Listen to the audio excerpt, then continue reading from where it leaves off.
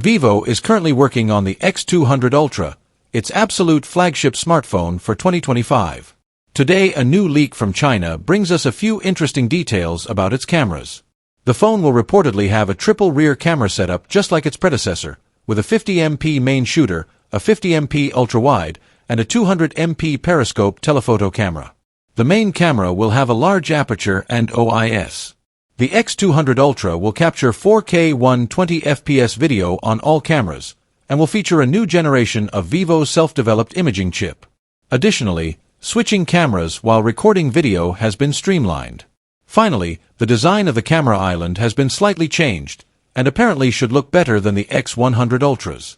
Speaking of which, the X100 Ultra got official back in May, so we may still be quite a few months away from the introduction of its successor.